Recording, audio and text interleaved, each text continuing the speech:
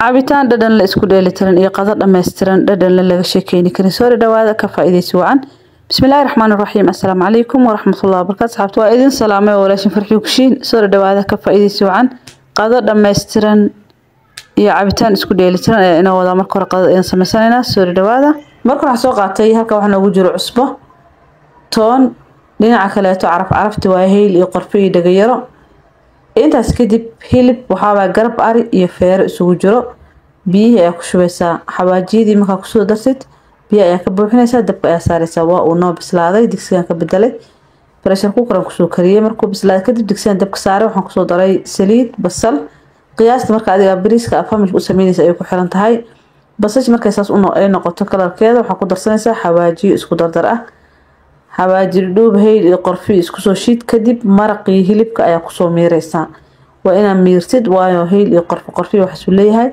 intaas kadib bariiskii ayaad ku soo gadinaysaa qiyaasta marka adiga aad rabtid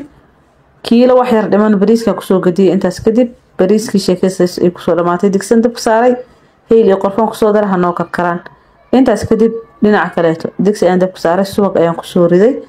kadib waxaan ku soo darayaa baasta tambi aan tambi aan aqaan baastadan aad waxa u taqaanid comment noogu soo qor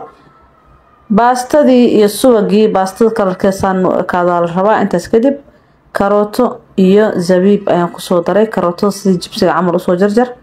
kadib zabiib ayaan ku soo daray wax yaraan shiilay hal qaado sokor kadib heelkii iyo qorfihii iyo biyihii aan isku soo karkarinay ayaa ku soo darsanaysaa alaabtan biyo qabow uma baahno dabka ayaa u dhaafaysaa ha bislaato si fiican waa inay u bislaato intaas kadib hilibkii saan ayuu ku soo baxaysaa ujeedaanba subag ayaa marinaysaa sixinta lo'da yaa ama macsaro ku dadaadi kadib dabka ayaan ku yar celinaynaa waa yara shiilaynaa waayo hilib si fiican ayuu u bislaaday xitaa hada caruurta siinaysid ka qurxi ma fahanti wax qurxan oo dhadhan leh caruurtaada bar ayagaa ducadooda aqbal tahay ka duceyso intaas kadib bariiskiisas ayuu ku soo baxay waxaan soo qaatay sacfaraan jaallo ah waa ku dadaadinaysaa Facebook page-ka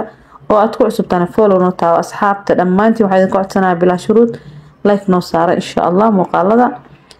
qadadii sheekadaas ay ku soo dhamaatay waxaa sameysanaynaa cabitaan dhadhan leh aad ku anfici doon insha Allah marka waxa u baahan tahay cananaas marka waxa soo qaatay cananaaskii waa soo gogoysa ujeedaanba kadib waxa soo qaadanayaa cambo